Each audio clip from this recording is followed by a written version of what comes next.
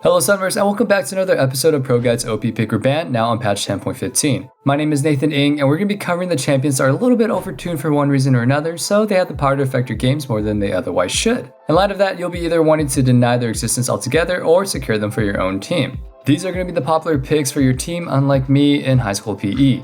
But before we get started, today's question of the day is, which Spirit Blossom skin are you most excited for? Personally, I cannot wait for the second round of skins so I can finally get Kindreds. Please let us know your answers in the comment section down below, as we're always reading them. While you're at it, go ahead and check out our Discord in the description down below. We have all kinds of discussions going on there all about Riot's games, and it's a great place to meet new friends and new teammates. Now, without further ado, let's go ahead and get started. Starting off in the top lane, to no one's surprise, is our first OP champion, and it is Darius. He's been the most banned champion in the world for a few patches, and for a good reason. Most players just don't know how to deal with his cheesy, oppressive lane phase. Even before the buffs, Darius players would just take Ghost and run down opponents that didn't know what to expect in the matchup. Now, with Ghost being buffed twice in a row, the result is a snowballing juggernaut that builds relatively tanky while being able to pretty much one-shot an entire team once he reaches 5 stacks of his passive. His Q gives him great wave clear and sustain if his opponent tries to trade, and while he's trying to ghost and all in, his pull and follow-up makes it pretty simple to land his Q, as long as the opponent is just even a little bit overextended. And with Ghost's relatively low cooldown, he can do this a lot, meaning just a single mistake against Darius can lead him to snowballing out of control. Normally, Juggernauts struggle a little bit to make teamfights work, but then again, Ghost bypasses all of that weakness, allowing Darius to push his lead from the top lane into a rampage through the enemy team. With a decent lead, he just does way too much damage to ignore, but thanks to his tanky build and strong healing, he's almost impossible to kill while he's at it. Our second top laner is Camille. While she is definitely a bruiser, she has a completely different playstyle than the other champions in the same class. Instead of going for the longer extended trades, her kit gives her a safer trading with little counterplay from her opponent as long as she plays around her cooldowns properly. Generally speaking, Camille just wants to take the burstier trades, using E to engage and stun her opponent, then Q to empower auto attack reset for a quick burst. W slow is good for either going in or just backing out of trades, or you can just use it to harass and build an HP lead in the opponent while just not having counterplay. As long as you play around these cooldowns carefully, she can pretty much win or at least survive every lane top, and scale to the side laning monster that she is with quick tower taking and the ability to have a slippery escape. At 2 to 3 items, she's able to duel most opponents, and her ult is incredibly useful for locking down carries caught out of positions for a quick pick. Her overall safety and consistency while being a strong carry land her a spot on her list, so either pick her up or get her the heck out of here. Take another look at these top lane builds one more time to make sure that you got everything.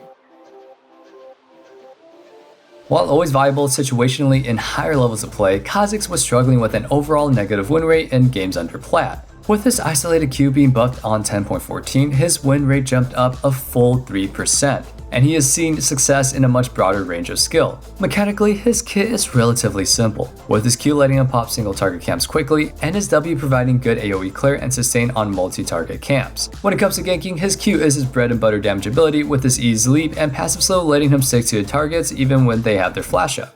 Again, his Q's single target damage ability gives him extremely easy dragon solos, and once a game has progressed to the later stages, you have choices of what to evolve, depending on what you need. Hard to go in on an enemy, evolve W for a huge AoE slow. Snowballing super hard and just want to chase down your fleeing enemies, evolve E and it'll give you a higher jump and resets on takedowns. Every game is a little bit different and change is good, so pick up Kha'zix if you really want to bug your enemies.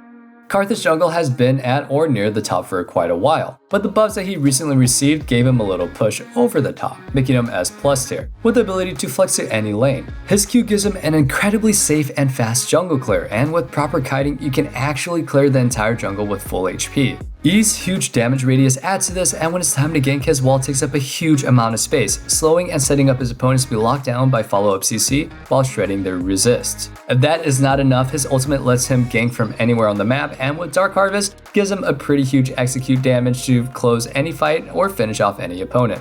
In teamfights, your goal is pretty much just to get in the middle of the entire enemy team, throwing out Qs and using your E's AoE damage to melt everyone. After you die, throw out a few more Skittles before unleashing your ultimate. At the later stages of the game, his scaling is so insane that fighting like this around his ult cooldown pretty much guarantees a win every single fight, and he's considered an S+ tier pick, so pick him up or ban him. Here's a review of the jungle builds one more time.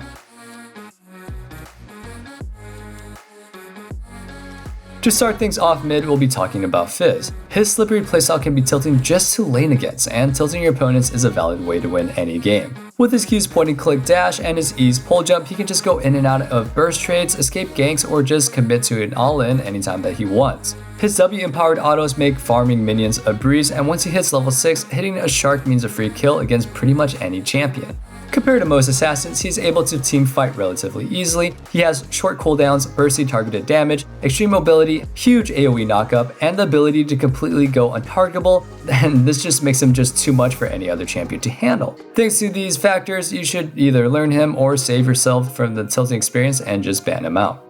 Next up for the mid lane, Kha'zix has been creeping up the ban rate over past several patches. Now in Diamond Plus, he's banned over 35% of all games. Though most people think that he's super weak early game, once you actually learn how to play his laning phase properly, it isn't really that hard to scale up. Just manage the wave to be on your side of the lane and use Q to trade back when your opponent tries to harass you. If the enemy mid laner is a melee champion trying to get in your face, don't be afraid to trade back with his W. His on-hit damage and empowered auto attack reset gives Kha'zix a surprisingly strong dueling ability, even in the early game. Ease damage is also no joke, but the real usefulness is the powerful slow that it provides, up to 90% once it's maxed out. This gives you the impressive sticking power in the late game once you reach the unique status of hyper carry assassin mage. The key to playing Kha'zix is try not to over-rotate in the fights that you cannot win and just commit to reaching your ult power spikes. When you finally get some mobility with low cooldown Rift Walk, you can quite literally walk all over your team. Remember to think of it like this. Level 6 means farming with a free flash to escape ganks. Level 11 means lower cooldown so team fighting is doable. Level 16 means that you can do whatever the heck you want. Team fighting is insanely easy, and this late in the game, you have enough items to one-shot any carry that you can get a hold of. Learn the discipline to do this consistently, and you can abuse his Voidwalker to climb the ranks. If you're against playing a scaling champ for freeload, then just ban him and prevent the other team from picking him up. Let's go ahead and check out those mid builds one more time.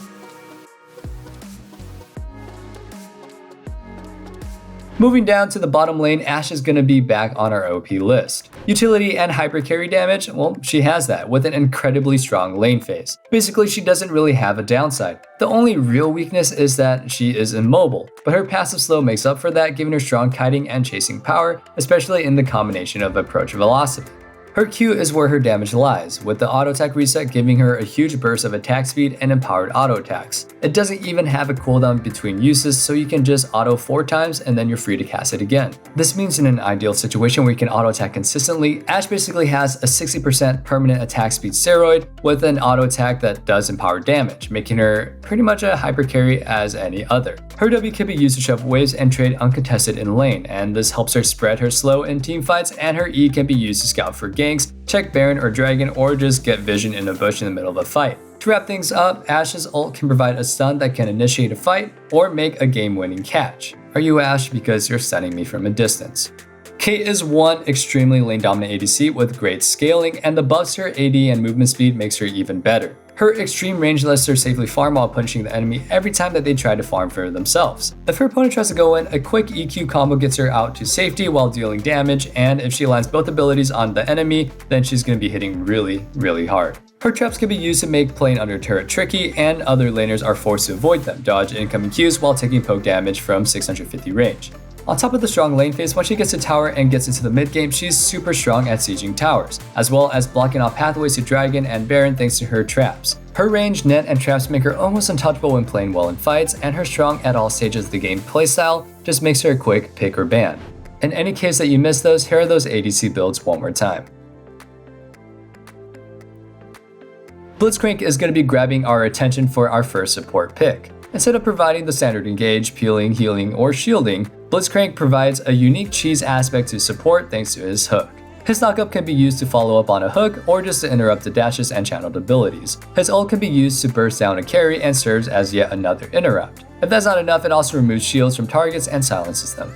When playing Blitz, just holding on to hook pressures your opponents. Don't just throw it out every time it's up, unless you're extremely confident. That doesn't literally mean never use it, of course. Just wait for your opponent to grow complacent and then surprise them for an easy kill. And when your AD carry is back but you don't need a reset, just use the roam timer to tilt the enemy mid with a quick gank. You can quite literally pull off a gank from behind them without using your pull. Just use your W for quick burst of movement speed and then land your E, no skill shot required. If they flash or try to use their escape, then just go ahead and grab them.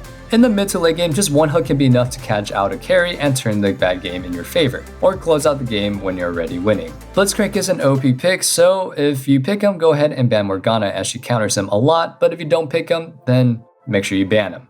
Senna is another absolutely broken support thanks to her infinitely scaling passive. In lane, she can pretty much 1v2 weaker opponents as long as she plays around her Q cooldown properly. When going in for a trade, auto attack minions for a couple of times to get grasp up and then auto Q to win any trade. When against engaged supports, go ahead and play around the minions and keep up the harass. You should pretty much be able to poke out any other laners while your carry farms. Her W has a huge range, but make sure not to just carelessly use it. Instead, hold on to it until you're sure that you can hit it to secure kills, otherwise it can be best saved for disengage and escape ganks with her E. And to top it all off, her ultimate can go ahead and save allies from across the map, turning fights as far as top lane in your team's favor.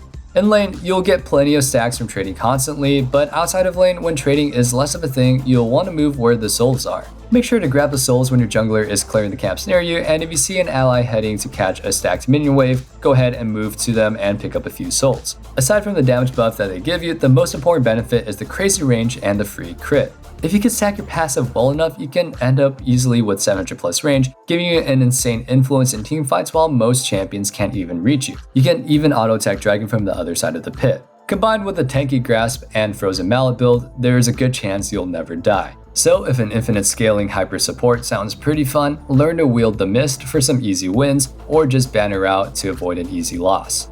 To finish things off, Lulu makes a return to this list. The meta hasn't really changed, so she's still just a really solid pick. With her slow, a shield, and her iconic ultimate keeping the carry alive, she is the best of the best when it comes to the enchanter supports. Her W is what makes her the most broken, with its flexibility to either huge buff to an ADC, or the ability to completely shut down an enemy or an assassin jumping on your ADC. If you haven't learned from our last couple of OP pick or ban videos, it's not too late. Abuse Lulu. And now, before we go, here's a recap of the support builds. And that's going to be it for OP Pick or Ban 10.15 edition. Remember to let us know what Spirit Blossom skin that you're looking forward to in the comments down below, and make sure to check out our website for more in-depth content and guides that were made by your favorite pro players and streamers. Thanks for watching, guys. I hope you guys are staying safe and healthy, and we'll see you guys on the Rift and in the comment section down below. Peace.